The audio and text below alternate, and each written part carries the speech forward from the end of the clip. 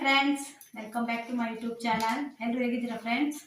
ಇವತ್ತು ನಾನು ಡಿಮಾರ್ಟಿಗೆ ಹೋಗಿದ್ದೆ ಶಾಪಿಂಗ್ ಮಾಡೋಣ ಅಂತ. ತಿಂಗಳಿಗೆ ಬೇಕಾದ ಸಾಮಾನು ತಗೊಂಬೋಣ ಅಂತ. ತಿಂಗಳು ಮೊದಲೇ ವಾರ ಅಲ್ಲ, ನೋಡಿ ನಾನು ಇಷ್ಟೊಂದು ಶಾಪಿಂಗ್ ಮಾಡಿದ್ದೇನೆ. ಇದು ನನಗೆ ಒಂದು ತಿಂಗಳಿಗೆ ಬರುತ್ತೆ. ತಿಂಗಳಿಗೆ ಆಗೋಷ್ಟು ಶಾಪಿಂಗ್ ಮಾಡ್ಕೊಂಡು ಬಂದಿದ್ದೇನೆ. ಅದನ್ನು ತೋರಿಸೋಣ ಅಂತ ನಿಮಗೆ ಏನೆಲ್ಲ ತಗೊಂಡ್ಬಂದಿದ್ದೇನೆ ಅಂತ.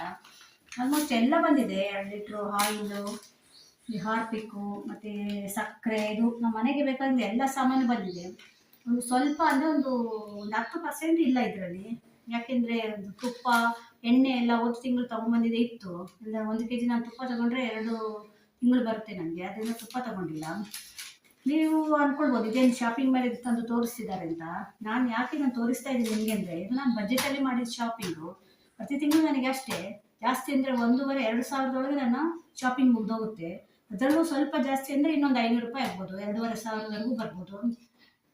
ನಮ್ಗೆ ಎಷ್ಟು ತಿಂಗಳಿಗೆ ಅಗತ್ಯ ಇದೆ ಅಷ್ಟು ಸಾಮಾನು ನಾವು ತಂದು ಇಟ್ಕೊಳ್ಬೋದಲ್ಲ. ಆಲ್ರೆಡಿ ನೋಡಿ, ಇದು ಸಕ್ಕರೆ ಇದೆ 2 kg, ಬೇಳೆ ಇದೆ 2.5 kg, ಅಥವಾ ಗೋಧಿ ಹಿಟ್ಟಿದೆ 5 kg. ನಾವು 4 ಜನ ಇದ್ದೇವೆ ಮನೆಯಲ್ಲಿ. ನಮ್ಗೆ ಇಷ್ಟು ಸಾಮಾನು ಸರಿ ಹೋಗುತ್ತೆ ತಿಂಗಳಿಗೆ. ನಾನು ಕೆಲವರೆಲ್ಲ ನೋಡ್ತೇನೆ, ಅಲ್ಲಿ ಟ್ರಾಲಿಯಲ್ಲಿ ತುಂಬಿಸ್ಕೊಂಡು ಟ್ರಾಲಿಯಿಂದ ಕೆಳಗೆ ಬೀಳ್ತಾ ಇದೆ. ಮತ್ತು ಕೆಲವರೆಲ್ಲ 2 ಟ್ರಾಲಿ. ಇದು ಹೆಚ್ಚಾಗಿ ಎಲ್ಲರ ಮನೆಯಲ್ಲಿ ಒಂದು 3-4 ಜನನೇ ಇರ್ತಾರೆ. ಜಾಸ್ತಿ ಜನ ಇವಾಗ ಯಾರ ಮನೇಲಿ ಇರಲ್ಲ. ಆದರೆ ಅವ್ರಿಗೂ ಸಾಮಾನು ಇಷ್ಟೇ ಸಾಕಾಗುತ್ತೆ. ಮತ್ತು ಅವ್ರು ಯಾಕೆ ಅಷ್ಟು ತಗೊಂಡೋಗ್ತಾರೆ ಅಂತ. ಯಾಕೆಂದರೆ ಅವ್ರಿಗೆ ಶಾಪಿಂಗಿಗೆ ಬಂದರೆ ಬೇಕಾದ ಎಲ್ಲನೂ ತಗೊಂಡೋಗ್ಬೇಕು, ಬೇಕಾ ಬೇಡವಾ ಎಲ್ಲನೂ ತಗೊಂಡೋಗ್ತಾರೆ. ಈಗ ನೋಡಿ, ನಿಮಗೆ ಮನೆಯಲ್ಲಿ ನೀವು ಕಡಲೆಕಾಳು, ಹೆಸರು ಕಾಳು, ಹುರುಳಿಕಾಳು, ಏನೆಲ್ಲ ಕಾಳಿದೆ, ಅವರೆಕಾಳು, ಇದನ್ನೆಲ್ಲ ನೀವು ಡೈಲಿ ತಿಂಗಳಿಗೆ ಎಷ್ಟು ಯೂಸ್ ಮಾಡ್ಬೋದು ಅಂದರೆ, ಒಂದು 1/4 kg-ಯಿಂದ ಅರ್ಧ kg. ನಾವು ಪ್ರತಿದಿನ ಕಾಳೆ ಹಾಕಿ ಮಾಡಲಿಕ್ಕಾಗಲ್ಲಲ್ಲ. ಅದರಲ್ಲಿ ತಗೊಳ್ಳುವಾಗ ಎಲ್ಲ ರೀತಿ ಕಾಳನ್ನು kg ತಗೊಳ್ತಿದ್ದಾರೆ.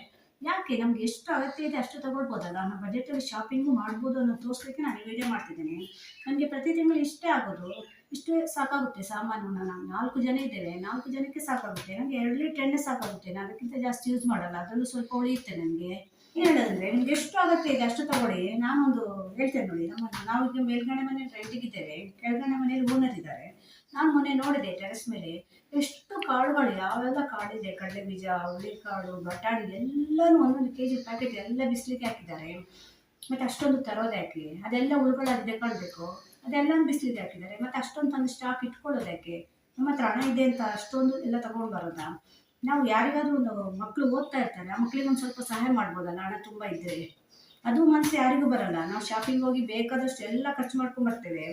ಎಷ್ಟು ನಾವು ಶಾಪಿಂಗ್ ಅಂತಲ್ಲ, ಮಾಲ್ಗಳಿಗೆ ಹೋಗ್ತೇವಲ್ಲ, ಅಲ್ಲೂ ಅಷ್ಟೇ. ನಾವು ಬೇಕಾದಿಲ್ಲ ಒಂದು ಎಷ್ಟು ರೇಟ್ ಹೇಳ್ತಾರೆ. ಇವಾಗ ಒಂದು ಡ್ರೆಸ್ಸಿಗೆ ನಾವು 1,000 ಹೇಳಿದ್ರು ಕೊಟ್ಟು ತೊಗೊಂಡು ಬರ್ತೇವೆ. ಅವ್ರ ಹತ್ರ ಹೋಗಿ ಕೇಳ್ತೇವೆ ನಾವು, ಕಮ್ಮಿ ಮಾಡಿ, ಅಷ್ಟಕ್ಕೆ ಕೊಡಿ ಇಷ್ಟಕ್ಕೆ ಕೊಡಿ ಅಂತ. ಇಲ್ಲ, ಅದೇ ಬಿಸಿಲಲ್ಲಿ ನಿಂತ್ಕೊಂಡು ತರಕಾರಿ ಮಾಡ್ತಾ ಇರ್ತಾರೆ, ಹಣ್ಣುಗಳು ಮಾಡ್ತಾ ಇರ್ತಾರೆ, ಅವ್ರ ಹತ್ರ ಹೋಗಿ ಬಾರ್ಗೇನ್ ಮಾಡ್ತೇವೆ ನಾವು.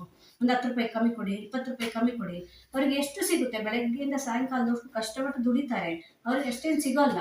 ಆದರೆ ಅವ್ರ ಹತ್ರ ಹೋಗಿ ಬಾರ್ಗೇನ್ ಮಾಡ್ತೇವೆ ನಾವು. ಅದ್ರ ಬದಲು ಯಾರಿಗಾದ್ರೂ ಓದೋ ಮಕ್ಕಳಿಗೆ ಒಂದು ಸ್ವಲ್ಪ ಸಹಾಯ ಮಾಡ್ಬೋದಲ್ವಾ? ಆಲ್ಮೋಸ್ಟ್ ಒಂದು ಎಲ್ಲ ಸಾಮಾನು ಬಂದಿರುತ್ತೆ. ನಾವು 4 ಜನ ಇದ್ದೇವೆ, ನಮ್ಗೆ 4 ಜನಕ್ಕೆ ಸರಿಯಾಗುತ್ತೆ ಇದು. ನೋಡಿ, ಇದರೆಲ್ಲ ಇದೆ. ಸಾಸಿವೆ ಇದೆ, ಜೀರಿಗೆ ಇದೆ, ಉಪ್ಪು 2 ಪ್ಯಾಕೆಟ್ ಉಪ್ಪು ತಂದಿದ್ದೇನೆ, ಕಲ್ಲುಪ್ಪು ತಂದಿದ್ದೇನೆ. ನಾವು ಕಲ್ಲುಪ್ಪು ಜಾಸ್ತಿ ಯೂಸ್ ಮಾಡ್ತೇವೆ. ಆಯಿಲ್ ತಂದಿದ್ದೇನೆ ನೋಡಿ, 2 ಲೀಟ್ರ್ ಆಯಿಲ್ ಇದೆ. ಇದು ಸಕ್ಕರೆ ಇದೆ, ಬೇಳೆ 2.5 kg ಇದೆ. 4 ಜನ ಮನುಷ್ಯರಿಗೆ ತಿನ್ನಲಿಕ್ಕೆ ಒಂದು ತಿಂಗಳಿಗೆ ಎಷ್ಟು ಸಾಕಾಗಲ್ವಾ? ನೋಡಿ, ಪೇಸ್ಟ್ ಇದೆ, ಸೋಪ್ ಇದೆ, ಇದು ವಿಂಬಾರ್ ಇದೆ, ಇದು ಬಿಸ್ಕೆಟು, ಮಕ್ಕಳಿಗೆ ಚಾಕ್ಲೇಟು, ಇಷ್ಟೆಲ್ಲ ನೋಡಿ, ಜ್ಯೂಸ್ ಬಾಟಲು, ಆಲ್ಮೋಸ್ಟ್ ಎಲ್ಲನೂ ತಗೊಂಡಿದ್ದೇನೆ ನಾನು. ಸಾಸಿವೆ, ಮೆಣಸೆ, ಇದು ಉದ್ದಿನಬೇಳೆ ಪ್ರತಿಯೊಂದು ಬಂದಿದೆ. ಜೀರಿಗೆ, ಧನಿಯಾ ಎಲ್ಲ ಪ್ಯಾಕೆಟಲ್ಲಿ ಬಂದಿದೆ. ಯೂಸ್ ತಗೊಂಡಿದ್ದೇನೆ ನಾನು ಆದಷ್ಟು. ನೀವು ಒಂದು ಮನುಷ್ಯನಿಗೆ ಇಷ್ಟು ಸಾಕಾಗುತ್ತೆ ಅಂತ ಆಗುವಾಗ ಅವ್ರು 8-10 ಸಾವಿರ ಕೊಟ್ಟು ಅಷ್ಟೊಂದು ಸಾಮಾನು ತಗೊಂಡೋಗಿ ಏನು ಮಾಡ್ತಾರೆ ಅನ್ನೋದೇ ನನಗೊಂದು ಪ್ರಶ್ನೆ ಆಗಿತ್ತು. ಅದಕ್ಕೆ ನನಗೆ ಅಲ್ಲೊಂದು ಒಳ್ಳೆಯಿತ್ತು, ನಾನು ವಿಡಿಯೋ ಮಾಡೋ ಅಂದಾಜಲ್ಲಿ ಇರಲಿಲ್ಲ. ಆದರೆ ಇದನ್ನೊಂದು ಮಾಡಿ ನಿಮಗೆ ತೋರಿಸೋಣ. ಒಂದು ನಿಮಗೆ ತಿಂಗಳಿಗೆ ಎಷ್ಟು ಬೇಕೋ ಅಷ್ಟೇ ಸಾಮಾನು ತಗೊಳ್ಳಿ. ನಿಮಗೆ ಖರ್ಚಾದರೆ ಅಕ್ಕಪಕ್ಕ ಎಲ್ಲಾದರೂ ಅಂಗಡಿ ಇರುತ್ತಲ್ಲ, ಅಲ್ಲಿ ಕಮ್ಮಿ ಬಂದರೆ ಅಲ್ಲಿಂದ ಹೋಗಿ ತಗೊಳ್ಬೋದಲ್ವಾ? ಒಂದು ಬಜೆಟ್ ಫಿಕ್ಸ್ ಮಾಡ್ಕೊಳ್ಳಿ ನೀವು ತಿಂಗಳಿಗೆ ಎಷ್ಟು ತಗೊಳ್ಬೇಕು ಅಂತ. ಈಗ ನೋಡಿ, ನಾನು ಇಷ್ಟು ಸಾಮಾನು ತಗೊಂಡಿದ್ದೇನೆ. ಆಲ್ಮೋಸ್ಟ್ 90% ಸಾಮಾನು ಎಲ್ಲ ಬಂದಿದೆ ನನಗೆ, ಮನೆಗೆ ಆಗುವಂಥದ್ದು. ಒಂದು ಎಲ್ಲ ಒಂದೊಂದು ಸಣ್ಣ ಪುಟ್ಟ ಬಂದಿಲ್ಲ ಕಾಣಬೇಕು. ಅದಕ್ಕೊಂದು ಇನ್ನೊಂದು ಎಕ್ಸ್ಟ್ರಾ ಒಂದು ಇಟ್ಕೊಂಡ್ರೆ ಒಂದು 200-300 ಆಗ್ಬೋದೋ ಏನೋ.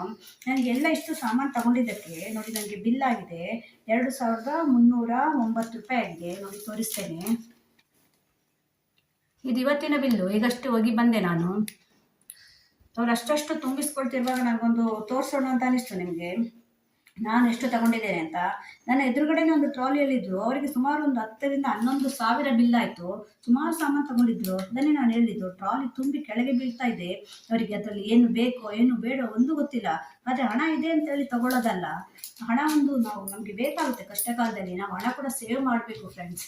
ಯಾಕೆ ಯಾವ ಯಾವ ಟೈಮಲ್ಲಿ ಏನು ಬರುತ್ತೆ, ನೀವು ಕೊರೋನಾ ಬಂದಾಗ ನೋಡಿರ್ಬೋದು, 4 ವರ್ಷದ ಕೆಳಗೆ ಹಣಕ್ಕಾಗಿ ಎಷ್ಟು ಕಷ್ಟಪಟ್ಟರು ಜನಗಳು ಅಂತ.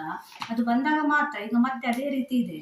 ಅದರಿಂದ ನಾನು ನಿಮಗೆ ಹೇಳೋದೇನೆಂದರೆ, ನಿಮ್ಗೆ ಎಷ್ಟು ಅಗತ್ಯ ಇದೆಯೋ ಅಷ್ಟೇ ಶಾಪಿಂಗ್ ಮಾಡಿ, ನಿಮ್ಮ ಬಜೆಟಲ್ಲೇ ಮಾಡಿ. ನೀವು ಅವ್ರು ತಗೊಳ್ತಾರೆ, ಇವ್ರು ತಗೊಳ್ತಾರೆ, ಅವ್ರ ಹತ್ರ ಇದೆ, ಇವ್ರ ಹತ್ರ ಇದೆ ಅಂತ ನೀವು ಅದನ್ನು ನೋಡ್ಲಿಕ್ಕೆ ಹೋಗಬೇಡಿ. ನಿಮ್ಗೆ ಏನು ಬೇಕೋ ಅದನ್ನು ತಗೊಳ್ಳಿ. ನಾನು ಇನ್ನೊಂದು ಮೊನ್ನೆ ನಿಮ್ಗೊಂದು ವಿಷಯ ಹೇಳ್ತೇನೆ. ಇನ್ನೊಂದು ಮೊನ್ನೆ ನಾನೊಂದು ಫಂಕ್ಷನಿಗೆ ಹೋಗಿದ್ದೆ. ಅಲ್ಲಿ ಒಬ್ಬರು ಬಂದರು, ಆಂಟಿ ಆಟೋದಲ್ಲಿ ಬಂದರು. ಆಟೋದಲ್ಲಿ ಅವರಿಗೆ ಎಷ್ಟು 125 126 ರೂಪಾಯಿ ಆಗಿತ್ತು. ಅವನು ಇದರಲ್ಲಿ ಫೋನ್ ಪೇ ಮಾಡ್ತೀನಿ ಅಂದರೆ ಅವ್ರ ಹತ್ರ ಇರಲಿಲ್ಲ, ಆಟೋದವ್ರ ಹತ್ರ ಎಲ್ಲ ಇರೋಲ್ಲ ಎಲ್ಲರ ಹತ್ರನೂ. ಆದರೆ ಇವರ ಹತ್ರ ಚೇಂಜ್ ಇಲ್ಲ, ಅವನ ಹತ್ರನೂ ಚೇಂಜ್ ಇಲ್ಲ. ಅವರು 130 ಏನೋ ಕೊಟ್ಟರು, ಆದರೆ ಅವನ ಹತ್ರ ಚೇಂಜ್ ಇಲ್ಲ, ಆಟೋದವ್ರ ಹತ್ರ ಚೇಂಜ್ ಇಲ್ಲ. ಅವ್ರು ನಮ್ಮ ಹತ್ರ ಚೇಂಜ್ ಇಲ್ಲ ಅಂದರು. ಈ ಆಂಟಿ ಹತ್ರ ಕೂಡ ಚೇಂಜ್ ಇಲ್ಲ. ಒಂದು 4 ರೂಪಾಯಿಗೋಸ್ಕರ ಅವ್ರು ಎಷ್ಟು ಹೊತ್ತು ಬ್ಯಾಗಲ್ಲಿ ಹುಡುಕ್ತಾರೆ, ಆ ಕಡೆ ನೋಡ್ತಾರೆ, ಈ ಕಡೆ ನೋಡ್ತಾರೆ, ಎಷ್ಟು ಟ್ರೈ ಮಾಡಿದ್ರು ಒಂದು 4 ರೂಪಾಯಿಗೆ ಅಂತ. ಮತ್ತೆ ಮತ್ತೆ ಅವನ ಹತ್ರ ಕೇಳ್ತಾರೆ, ಚೇಂಜ್ ಕೊಡು ಅಂತ. ಯಾಕೆ 4 ರೂಪಾಯಿ ಕೊಡ್ಬೋದಲ್ವಾ? 130 ಕೈಯಲ್ಲಿ ಇಟ್ಕೊಂಡಿದ್ರು, ಅದನ್ನು ಅವ್ರಿಗೆ ಕೊಟ್ಬಿಡ್ಬೋದಲ್ಲ. ಬೆಳಗ್ಗೆಯಿಂದ ಸಾಯಂಕಾಲದವರೆಗೂ ಅವ್ರು ಎಷ್ಟು ಕಡೆ ಕಷ್ಟಪಟ್ಟು ಕೆಲಸ ಮಾಡ್ತಾರೆ. ಮತ್ತು ನಮ್ಮನ್ನು ಕರ್ಕೊಂಡು ಬಂದು, ಇವರನ್ನು ಕರ್ಕೊಂಡು ಬಂದ್ರಲ್ಲ ಅವ್ರು ಸೇಫಾಗಿ. ಅದಕ್ಕಾದ್ರೂ ಒಂದು 4 ರೂಪಾಯಿ. ಎಷ್ಟು ಕಡೆ ನಾವು ಎಷ್ಟು ಕೊಡ್ತೇವೆ ನೋಡಿ, ಅಂಗಡಿಗೆಲ್ಲ ಹೋದಾಗ ಇಷ್ಟು 1000 ಗಟ್ಟಲೆ ಖರ್ಚು ಮಾಡ್ತೇವೆ, ಅಲ್ಲಿ 4 ರೂಪಾಯಿಗೆ ಹಿಂದೆ ಮುಂದೆ ನೋಡ್ತೇವೆ. ನನಗೆ ಆಗ ಅನ್ನಿಸ್ತು, ಒಂದು 4 ರೂಪಾಯಿಗೋಸ್ಕರ ಇಷ್ಟು ಇವ್ರು ಮಾಡ್ತಿದ್ದಾರಲ್ಲ ಅಂತ. ಗೊತ್ತಿಲ್ಲ, ಅದನ್ನು ಹೇಳ್ಬೇಕು ಅಂತ ಅನಿಸ್ತು, ಹೇಳ್ತಿದ್ದೇನೆ ಫ್ರೆಂಡ್ಸ್. ನಾನು ಡಿಮಾರ್ಟಲ್ಲಿ ಏನೆಲ್ಲ ಶಾಪಿಂಗ್ ಮಾಡಿದೆ ಅಂತ ತೋರಿಸೋ ನೆಪದಲ್ಲಿ ನಿಮಗೂ ಇದೊಂದು ತಿಳಿಸಿದ್ದೀನಿ. ಈ ವಿಡಿಯೋ ನಿಮ್ಗೆ ಇಷ್ಟ ಆಗ್ಬೋದು, ಕೆಲವರಿಗೆ ಇಷ್ಟ ಆಗದೇನೂ ಇರ್ಬೋದು. ಇಷ್ಟ ಆದರೆ ಒಂದು ನನಗೆ ಕಮೆಂಟಲ್ಲಿ ಹೇಳಿ ಹೇಗಿತ್ತು ಅಂತ. ನನ್ನ ಚಾನಲಲ್ಲಿ ಸಬ್ಸ್ಕ್ರೈಬ್ ಮಾಡ್ಕೊಂಡು ನೋಡಿ ಫ್ರೆಂಡ್ಸ್. ಮತ್ತೆ ಇದೇ ರೀತಿ ಹೊಸ ವಿಡಿಯೋ ತೊಗೊಂಡು ಮತ್ತೆ ಬರ್ತೇನೆ. Bye friends.